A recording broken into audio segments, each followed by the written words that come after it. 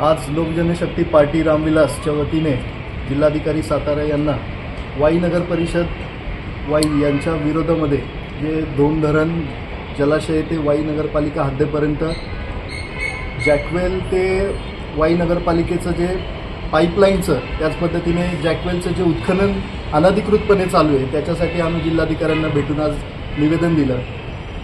लोकजनशक्ती पार्टीच्या माध्यमातून गेले 2 महिने आम्ही याच्यामध्ये वारंवार संबंधित अधिकाऱ्यांशी विचारपूस करत असतात। आपले सार्वजनिक बांधकाम विभाग असेल किंवा पाटबंधारे विभाग असेल यांच्याकडून कोणतीही परवानगी न घेता वाई नगर परिषदेने बेशुमार पद्धतीने दोन धरणामध्ये आणि त्याच पद्धतीने त्या रस्त्यालगत वाई नगर परिषदेच्या हद्दीपर्यंत बऱ्याच प्रमाणामध्ये उत्खनन केलेलं आहे। मला एक या ठिकाणी प्रश्न असा पडला आहे की एखाद्या सर्वसामान्य व्यक्तीने आज एक ब्रासमुरुम उत्खनन केलं तर जवळपास त्याच्यावरती हजारो रुपयांची दंडात्मक कारवाई होते।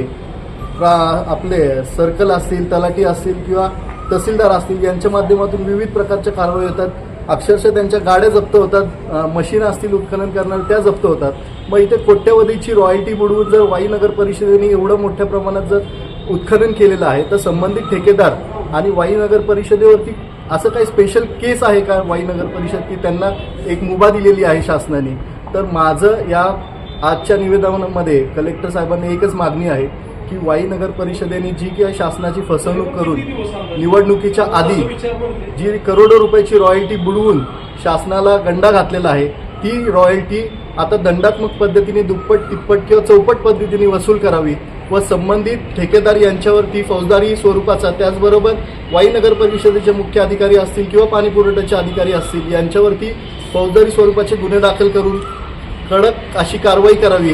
अन्यथा लोकजनशक्ती पार्टीच्या माध्यमातून येत्या 8 दिवसामध्ये कलेक्टर कार्यालय सातारा येथे मोठ्या प्रमाणात आंदोलन छेडण्यात येईल। यावेळी जर कायदा आणि सुव्यवस्थेचा प्रश्न निर्माण झाला तर याची संपूर्ण जबाबदारी वाई पाणीपुरवठा विभाग, मुख्य अधिकारी वाई नगर परिषद वाई व तिथले ठेकेदार यांची राहील अशी मी ग्वाही देतो।